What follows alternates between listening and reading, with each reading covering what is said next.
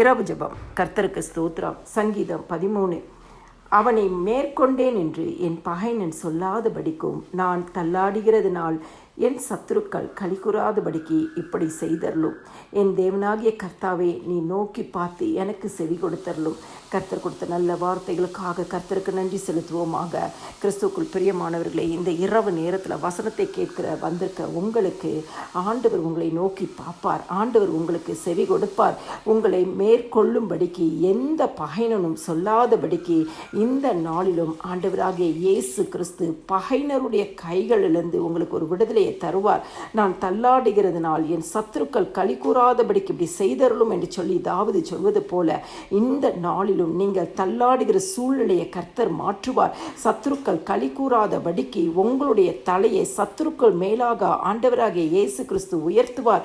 ஆண்டவராகிய இயேசு கிறிஸ்து இந்த இரவு நேரத்தில் இந்த வசனத்தை கேட்கிற உங்கள் ஒவ்வொருவரையும் நோக்கி பார்த்திருக்கிறார். உங்கள் ஜெபங்களுக்கும் உங்களுடைய விண்ணப்பங்களுக்கும் அவர் செவி கொடுப்பார். கிறிஸ்துவுக்குள் பிரியமானவர்களே, ஒவ்வொரு நாளும் தேவ சமூகத்தில் விசுவாசத்தோடு ஜெபிக்கும் பொழுது கர்த்தர் நம்மளுடைய வாழ்க்கையில் அற்புதங்களை செய்வார், அதிசயங்களை செய்வார். அவருடைய வசனத்தை கேட்கும் பொழுது அந்த வசனத்தின் வல்லமை உங்களுக்குள்ளாய் இறங்கி உங்கள் குடும்பங்களுக்குள்ளாய் இறங்கி அந்த வசனத்தின் வல்லமையின் படியே உங்களை ஆசீர்வதிப்பார். எல்லா துதியும் கனமும் மகிமையும் ஸ்தோத்திரமும் என் ஆண்டவராகிய இயேசு கிறிஸ்து ஒருவருக்கே செலுத்துகிறேன். ஆமேன்.